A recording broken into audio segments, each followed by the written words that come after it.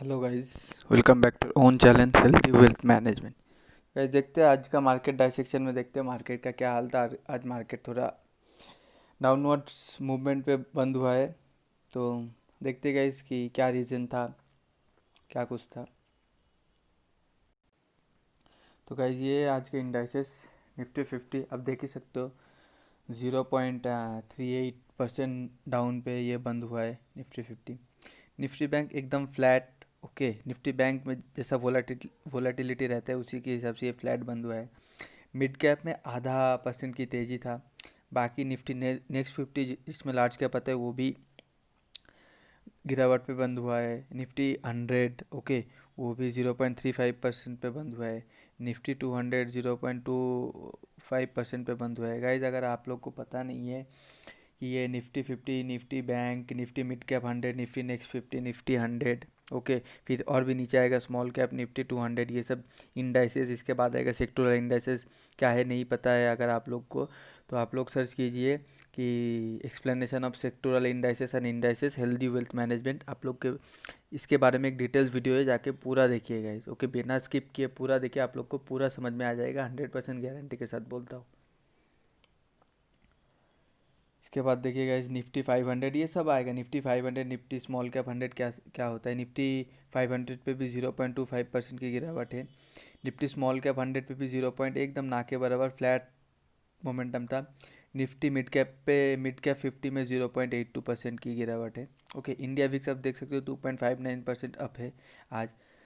Guys बोला जा रहा है कि जनवरी पे वोलेटिलिटी बढ़ेगा, मतलब इंडिया विक्स बढ़ेगा ओके डेटा के हिसाब से, और विक्स बढ़ेगा तो मार्केट पे थोड़ा करेक्शन ज़रूरी है, थोड़ा करेक्शन होने वाला है। और जो ज़रूरी है एक अपवर्ड मूवमेंट के लिए एक करेक्शन, उसके बाद थोड़ा कंसोलिडेशन सेम लेवल पे ज़रूरी होता है ओके, एक हेल्दी मूवमेंट के लिए। तो बाकी क्योंकि उसके बाद मार्केट अगर कभी गिरेगा तो उधर एक सपोर्ट मिलेगा मार्केट को, नहीं तो मार्केट अगर सीधा ऊपर जाएगा, जब गिरना चालू करेगा बिना सपोर्ट का सीधा गिरता रहेगा okay. So India fix volatility index थोड़ा ऊपर जाने वाला है, तो इसलिए मार्केट पे थोड़ा करेक्शन बहुत ही मतलब रिक्वायर्ड है और बहुत ही पॉसिबल है। तो थोड़ा ध्यान से पोजीशन बनाना है, ऊपर किसी में ओवर बुलिश नहीं होना है, किसी में ओवर बियरिश नहीं होना है। ज़्यादा करेक्शन नहीं है, क्रैश नहीं आएगा, थोड़ा हेल्दी करेक्शन होगा जो निफ्टी का पी को नॉर्मल लेवल पे लाने के लिए थोड़ा हेल्प करेगा।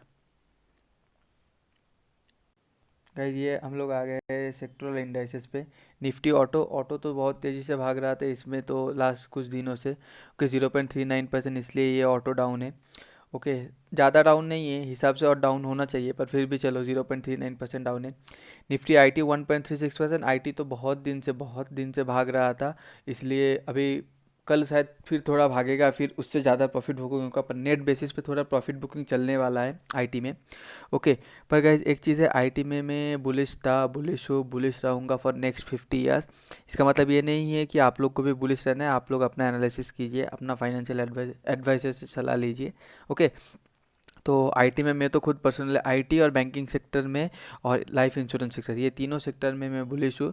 उसके बाद उससे थोड़ा कम बुलिश हूँ पर उससे थोड़ा कम बुलिश हूँ मैं एफएमसीजी सेक्टर पे और फार्मा सेक्टर पे। फार्मा सेक्टर में पसंद नहीं करता, पर अभी जो हालात चल रहे हैं उसी के हिसाब से, हालात के हिसाब से फार्मा सेक्टर में बुलिश हो सकता हूँ। फिर बजट में गवर्नमेंट बोला है कि हम लोग हेल्थ, गवर्नमेंट पहले भी बोलता रहा हम लोग हेल्थ केयर को बहुत नेगलेक्ट किया, हम लोग का गलती था, हम लोग हेल्थ केयर को फोकस करेंगे तो बजट में कुछ अच्छा रिफॉर्म लाता है ओके। डॉक्टर्स, नर्सेज, फार्मासिस्ट जो भी है ओके, क्लिनिकल फार्मासिस्ट जो भी है, इन लोग को अच्छा पोजीशन दिया जाता है। ओवरऑल हेल्थ केयर इंफ्रास्ट्रक्चर अगर ठीक हो जाता है ओके, तो फिर मैं फार्मा में बुलिश हो सकता हूँ ओके, फॉर लॉन्ग टर्म। अभी तो शॉर्ट टर्म के लिए मैं बुलिश हूँ ओके। फिर आ गया निफ्टी फाइनेंशियल सर्विस, जिसमें एकदम गए आप लोग देख ही सकते हो फ्लैट मूवमेंट था 0.09%। पीएसयू बैंक तो बहुत तेज़ी से भाग रहा था, कोई भी पीएसयू शेयर देख लो, स्टॉक देख लो, तेज़ी से भाग रहा था, इसलिए आज उसमें भी थोड़ा प्रॉफिट बुकिंग आया है। फार्मा तो प्रॉफिट बुकिंग तेज़ी चलते रहते हैं, ये नॉर्मल है ओके। एफएमसीजी में ल- ये मेरे को थोड़ा ऑपरेटर मूवमेंट्स लग रहा है, एफएमसीजी में तेज़ी आना चाहिए पर फिर भी उसको गिरावट आया, फिर वो भी 1.13% आईटी सेक्टर की बराबर गिरावट आया। तो अच्छी बात है गिरावट आया। आप लोग एफएमसीजी में एक्यूमुलेट कर सकते हो। ओके, थोड़ा और गिनने दो तो आप लोग एक्यूमुलेट कर सकते हो, HUL, डाबर, मैरिको, नेस्ले, उसके बाद टाटा कंज्यूमर प्रोडक्ट लिमिटेड, इसमें ओके एक्यूमुलेट कर सकते हो। इसमें इतना गिरावट नहीं होना चाहिए पर फिर भी हो गया, अभी क्या कर सकते, मार्केट किसी के हाथ में नहीं चलता। मेटल पे गाइस देखो बहुत दिन से तेजी था, आज भी तेजी है। ओके, 1.29%। ओके, निफ्टी रियलिटी में भी 0.71% तेजी है, निफ्टी मीडिया पे 0.25% तेजी है, निफ्टी एनर्जी में 0.16% तेजी है। निफ्टी एनर्जी जो गाइस चल रहा है ना, एनर्जी और निफ्टी मीडिया, ओके, ये अपना फ्यूचर को सोच के इसमें तेज़ी हो रहा है, जो भी तेज़ी हो रहा है फ्यूचर को सोच के तेज़ी हो रहा है। और एनर्जी का तो फ्यूचर है, मतलब ये थोड़ा बहुत कंफर्मेशन के साथ कह सकते हो, पर मीडिया का लगता तो थोड़ा कंफर्मेशन से मैं नहीं कह सकता, एक होप है, पर वो मतलब up to the mark deliver कर पाएगा कि नहीं, आई कांट से, पर energy up to the mark deliver कर पाएगा और करना चाहिए। ओके, फिर निफ्टी प्राइवेट बैंक पे भी आप देख सकते हो एकदम मतलब ना के बराबर 0.19%, जो मतलब एकदम नेग्लिजिबल फ्लैट मूवमेंट है। ओके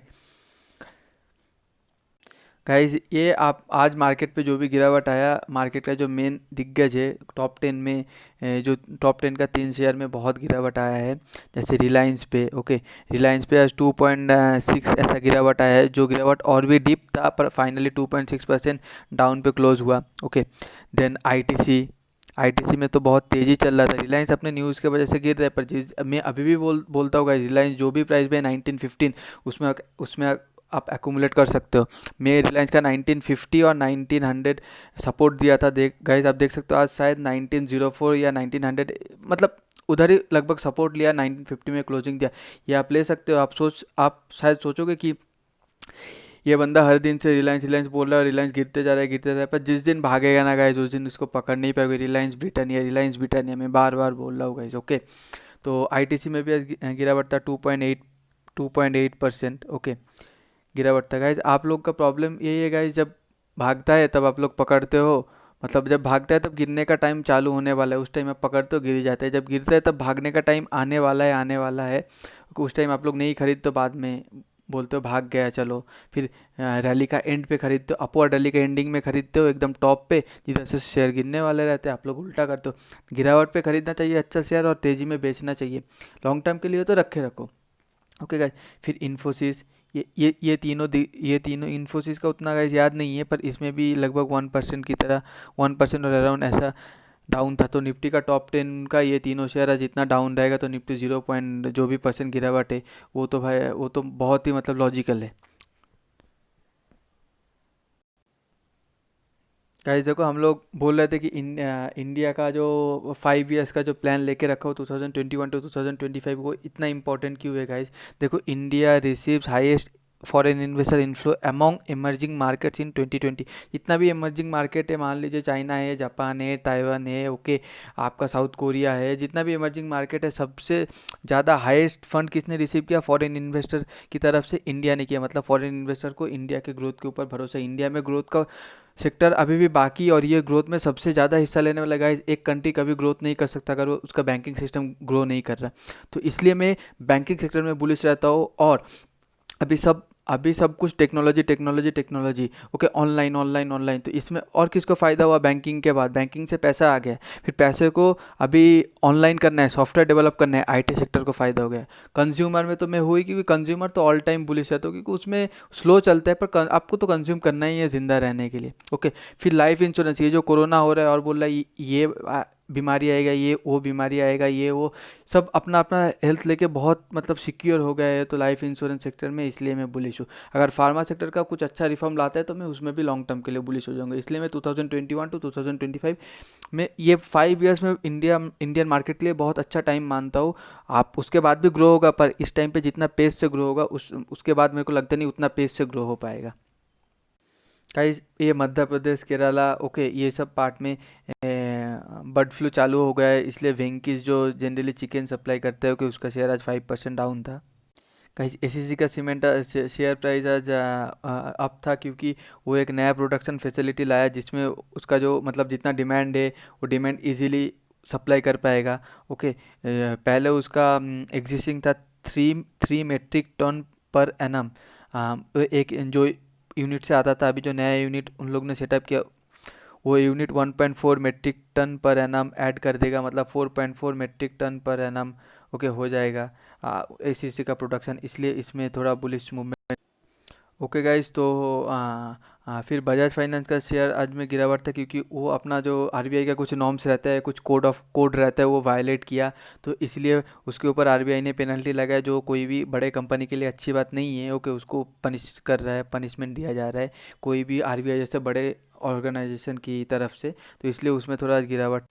फिर गाइस बीएमएल जो पीएसयू है उसका शेयर प्राइस 5% राइज किया क्योंकि उसको मिनिस्ट्री ऑफ डिफेंस से जो ट्रक वगैरह ये सब था इसके लिए ऑर्डर मिला है, vehicle would supply the vehicle into Indian army. Okay, तो इसलिए उसको मतलब उसमें तेज़ी था, 5% राइज था। उसके बाद गाइस देख सकते हो Bharat dynamic share price gain nearly 3% on order और तो 633 crore. Bharat dynamic limited BDL 3% up था क्योंकि उसको 633 करोड़ रुपीज़ का ऑर्डर मिला है उसको। Guys, आप इधर पढ़ ही सकते हो, Bharat dynamic share price gain nearly 3% in the early trade on January 6 और receiving order 632.88 crore. The company has receive Konkurs M ATGM order. Guys, तो ये जनरली मिसाइल फिसाइल बनाता है। एटीजीएम है एंटी टैंक गाइडेड मिसाइल, मतलब क्या है, जो टैंक आता है, दुश्मन का जो टैंक आता है उसको नष्ट करने के लिए जो मिसाइल बनाया जाता है, ओके, उसको बोलते हैं एंटी टैंक गाइडेड मिसाइल। और ये एम मतलब आई थिंक मैन पोर्टेबल है कि ह्यूमन उसको कैरी कर सकते हैं कंधे पे और जिधर भी ज़रूरत होगा स्टैंड लगा के फायर कर सकते हैं। आई थिंक एम का मतलब वही होता है। ओके, तो एंटी टैंक गाइडेड मिसाइल का जो, और इसका जो अलॉन्ग विथ लॉन्चर, मतलब मिसाइल भी ऑर्डर हुआ, मिसाइल लॉन्च करने के लिए जो चीज़ चाहिए रहते वो लॉन्चर भी उस मतलब लॉन्चर का भी ऑर्डर उसको मिला, तो इसलिए गाइस इसमें भी तेज़ी दिख रहा है हम लोग को। तो गाइस ये रहा आज का निफ्टी 50 का चार्ट, 15 मिनट का चार्ट। तो गाइस एक चीज़ आप देखो इधर कि मैंने कल बोला था कि 14,030 ऐसा कुछ 14,020 इधर एक सपोर्ट है, तो आज देखो गाइस निफ्टी एग्जैक्टली सपोर्ट लिया है 14,041, मतलब मेरा पॉइंट से 20 पॉइंट ऊपर ही सपोर्ट लिया है, सपोर्ट लेके फिर गया है। सो गाइस इतना पिन पॉइंट तो कोई नहीं बताता, पर फिर भी तो उसी लेवल पे उसी एरिया पे सपोर्ट हुआ है। ओके, 20 या 30 बोला था कल मैंने। ओके, तो 40 से सपोर्ट लिया और 14,200 पे एक रेजिस्टेंस है। मैंने पहले 2-3 दिन पहले वीडियो भी बोल के रखा था, शायद वीकली डाइसेक्शन पे बोल के रखा था, बट 14,200 14,300 पे डिमांड जोन है, पर आज अगर वो अपवर्ड मूवमेंट ज़्यादा दिखाता पर 14,300 से गिरावट होता। सपोर्ट की बारी आई तो 14,035 से, तो मतलब 14,041 से सपोर्ट लिया। तो निफ्टी का फ़िलहाल शॉर्ट टर्म के लिए आप लोग का मतलब सपोर्ट है 14,035 है। उसके बाद अगर गिरावट होता है तो 13,850 एक लेवल रहेगा जो हम लोग को देखना पड़ेगा, उस लेवल पे सपोर्ट लेता है कि नहीं। ओके, 1 डे का चार्ट पे आ जाएगा। तो कल हम लोग बोला था कि 20 डे का मतलब 20 डे का जो ईएमए है इसका हिस्ट्री के हिसाब से वो ईएमए पे टच करना चाहिए। तो 20 डे का ईएमए गाइज होता है आप लोग का 13,740। ओके, 13,740, तो 13,740 नहीं, 13,840 टू 13,800। ओके, इस लेवल पे तो टच करना चाहिए। और कल बोलने के बाद आज ही थोड़ा गिरावट हुआ, तो देखते गाइस कब तक टच करता है। ओके, सो गाइस इतना ही था एनालिसिस। और मैं फिर बोलता हूँ गाइस, ब्रिटानिया और रिलायंस बहुत अच्छे शेयर्स है और बहुत अच्छे वैल्यूएशन पे अवेलेबल है। ओके, बाद में जब इन लोग भागना चालू करेगा तो तब आप लोग रिग्रेट करोगे, हो सके तो आप लोग खरीद सकते हो। So guys, thank you very much for giving your precious time. Please like this video, share this video, subscribe and press the bell icon. अगर कुछ कमेंट रहा, कुछ चीज़ समझ में नहीं है, कमेंट करो, ज़रूर बताऊंगा नेक्स्ट वीडियो पे। नहीं तो नेक्स्ट वीडियो पे नहीं होगा तो उसके नेक्स्ट वीडियो पे बताऊंगा, पर ज़रूर बताऊंगा। ओके, अगर आप टेलीग्राम चैनल के लिंक नीचे दिया गया है तो आप लोग ज्वाइन कर सकते हो। टेलीग्राम चैनल पे गाइज मैं ज़्यादा नहीं बताता क्योंकि ओनली चैनल की सबसे 2 सब्सक्राइबर है, तो मैं क्या बताऊँ, इसलिए वीडियो पे ही सब कुछ बता देता हूँ। थोड़ा ज़्यादा सब्सक्राइबर हो जाएगा तो मैं बताने लगूंगा। ओके, 50, 60, 100 सब्सक्राइबर होने लगेगा तो मतलब बताऊँगा, तब एक इंटरेस्ट भी आता है बताने के लिए। ओके, और मैं देखा हूँ कोई कोई तो टेलीग्राम पे जो भी वीडियो या लिंक शेयर किया हो, जो भी किया हो, उसमें 5 व्यूज़ है पर किसी ने ज्वाइन नहीं किया। ठीक है, अगर अच्छा लगे तो ज्वाइन करके रखो, करने में क्या जाता है, और लाइक करो, मोटिवेटेड होता हो, मोटिवेशन मिलता है। और अगर इस चैनल से कुछ सीख रहे हो, कुछ कमा रहे हो या सही लेवल पे शेयर में मतलब एंट्री ले पा रहे हो, तो नीचे आप स्टॉक का लिंक दिया गया है गाइज, वो लिंक के थ्रू अकाउंट आप स्टॉक में ओपन कीजिए और सपोर्ट कीजिए चैनल को। So thank you, happy investing, जय हिंद।